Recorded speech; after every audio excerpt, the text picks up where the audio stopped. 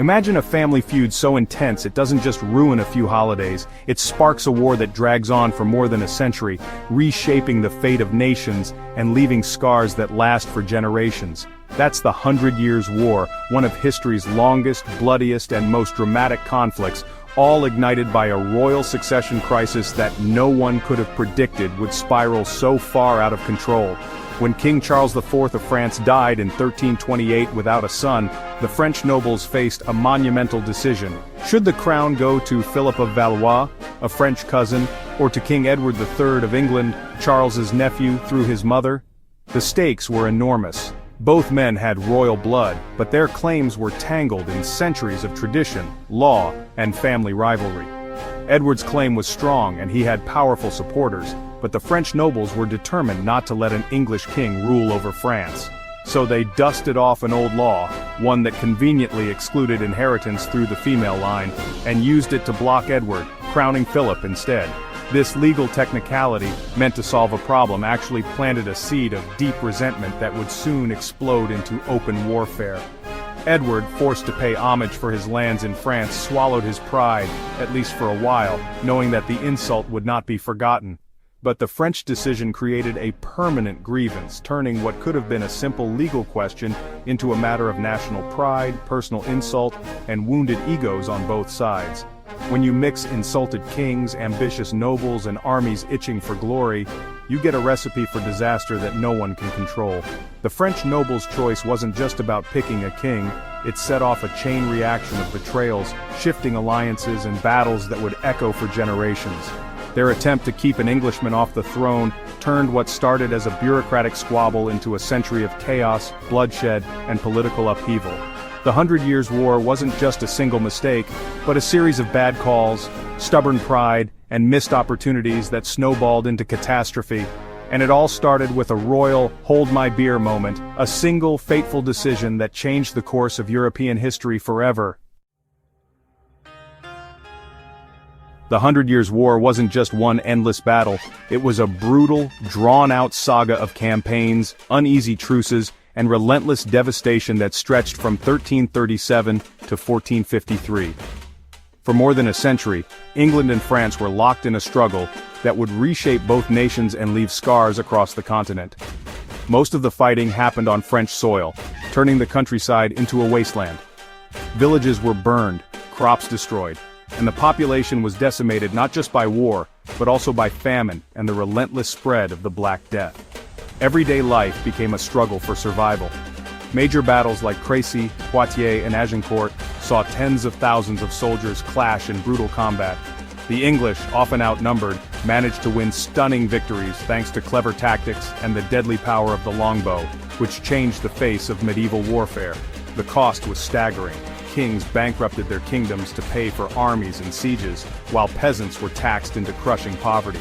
Entire generations grew up knowing nothing but conflict, hunger, and uncertainty. This wasn't just a war between nobles in shining armor. The conflict tore through every level of society, from the highest lords to the poorest villagers, leaving no one untouched by its violence and chaos. The French, clinging to old traditions, sent waves of armored knights charging straight into English longbow fire, again and again, refusing to adapt to the new realities of the battlefield. The result? Humiliating defeats and a painful lesson for the French nobility. The old way of fighting was over, and the world was changing fast. The war became a black hole for money, resources, and lives.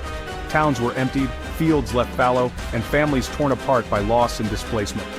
It forced both nations to rethink everything: military strategy, political alliances, and even their own sense of national identity. The very idea of what it meant to be English or French began to shift. The 100 Years' War was a century-long disaster that changed the course of European history, redrawing borders and setting the stage for the modern era.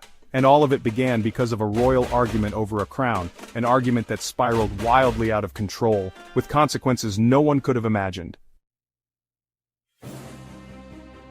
The real spark? Feudalism's awkward rules. In medieval Europe, power wasn't just about crowns and castles, it was tangled up in a web of personal loyalties and legal obligations. Kings could be vassals, and rivals could be forced into uneasy alliances, all because of the way land was handed out and controlled. Edward III of England was also Duke of Gascony, making him a vassal to the French king for his French lands. This meant that despite being a powerful monarch in his own right, Edward had to answer to another king for a crucial part of his realm. Imagine being a king at home, but having to kneel to your rival for your best territory. It was a recipe for resentment, and both sides knew it. Philip VI of France saw Edward's lands as a threat and looked for ways to undermine him. The French crown was always wary of English influence on its soil, and Philip was determined to keep his rival in check. In 1337, Philip confiscated Gascony, claiming Edward wasn't playing by the rules. This bold move was more than a legal maneuver, it was a direct challenge to Edward's authority and pride. For Edward, this was the last straw. His lands, wealth, and honor were under attack. Losing Gascony meant losing not just territory but also vital income and prestige. He dropped the act, declared himself rightful king of France, and turned a feud into a full-blown war. What began as a personal dispute now threatened the entire balance of power in Europe. This wasn't just about land anymore, it was a dynastic struggle for a kingdom. Both sides claimed the right to rule, and neither was willing to back down. The French nobles' original decision had now spiraled into a national crisis. What started as a legal technicality had unleashed chaos across the realm. What started as a technicality became an existential fight between two nations. The stakes were higher than ever, and both kingdoms prepared for a conflict that would last generations. The family feud had gone global, allies were drawn in, and soon, the entire continent was watching and fighting, and Europe would never be the same. The 100 Years' War had begun, reshaping nations, dynasties, and the very fabric of medieval society. At the heart of this mess were some unforgettable characters. Edward III of England, young, ambitious, and a master of both chivalry and military innovation. He fought for legacy and divine right, not just land. Philip VI of France, old school, obsessed with knightly honor and often outmatched by English tactics. His reliance on tradition led to disaster after disaster. The nobles? War was their business. Land, titles, and ransoms were up for grabs. They pushed for conflict, dreaming of glory and riches. Wildcards like the Black Prince, Charles V, Henry V, and Joan of Arc kept the war unpredictable. Their ambitions and blunders ensured the conflict was never simple.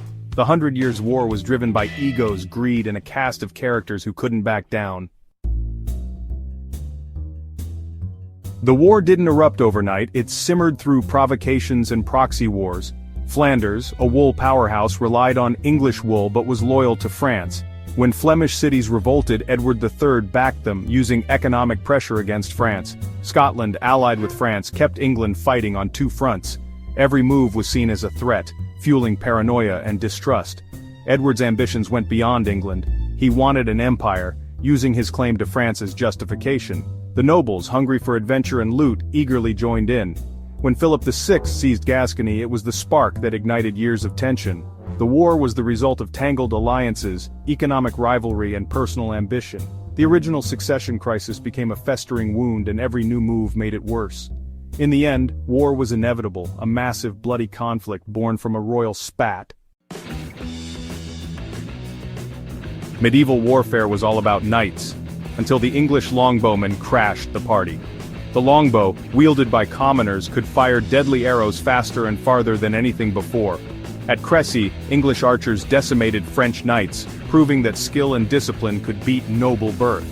The French kept charging, the English kept shooting, and the old order crumbled. Battles like Poitiers and Agincourt cemented the longbow's reputation.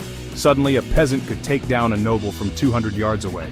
The longbow didn't just win battles, it challenged the very idea of aristocratic superiority. Warfare was being democratized, and the feudal system was on its way out. The age of the knight was over, the age of the common soldier had begun, the battlefield and society would never be the same. The 100 Years' War was a laboratory for military innovation. It started with knights and castles, but ended with professional armies and cannons. Kings stopped relying on feudal levies and built standing, paid armies. War became a full-time job. This shift centralized power, paving the way for modern nation-states. In France, the threat of invasion justified a permanent army and national taxes. The monarchy emerged stronger than ever. Technology evolved too. The longbow dominated early battles, but by the end, gunpowder and cannons ruled. Castles became obsolete as artillery smashed their walls. The final battle at Castillon was won by French cannons, signaling the end of the medieval era. The war also forged new national identities. English and French, once intertwined, became rivals. The 100 Years' War didn't just redraw borders, it reinvented what it meant to be a nation. From feudal squabble to modern rivalry, Europe was transformed. By the 1420s, England seemed poised to win, until fate intervened. Henry V's victories and the Treaty of Troy put England on top, but his sudden death left a baby king and chaos.